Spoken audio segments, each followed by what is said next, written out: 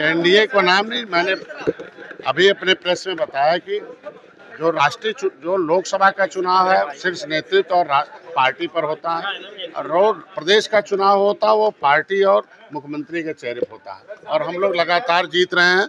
और जो उपचुनाव होते हैं वो प्रत्याशी के चेहरे पर होता है, और प्रत्याशी के चेहरे पर अगर है तो वो उनके ऊपर है, वो पार्टी और एनडीए के ऊपर नहीं आया जा सकता। अच्छा, इससे क्या दबाव बढ़ेगा एनडीए पे, क्योंकि एनडीए और इंडिया गठबंधन के बाद ये पहला उपचुनाव था, कोई भी पहला चुनाव था जिसमें हार हुई है एनडीए की?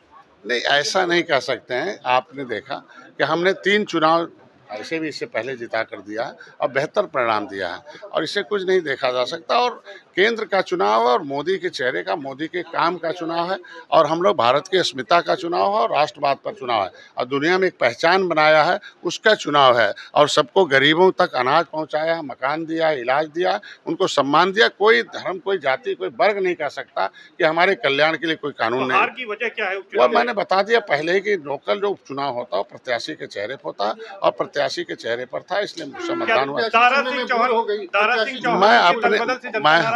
रहा हूँ, मैं अपनी बात कह सकता हूँ कि हमारे पास 43 गांव थे, 43, और 43 गांव में से 40 में जीता हूँ। 80% वोट मिला है।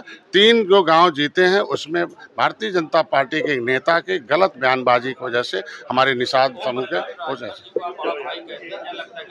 अब राजभर के बारे में राजभर भैया बताएंगे, क्योंकि हम अपनी बात बताते हैं। ऑन रिकॉर्ड हमने हमारे तरफ का है चुनाव, जितना हमने वोट दिलाया।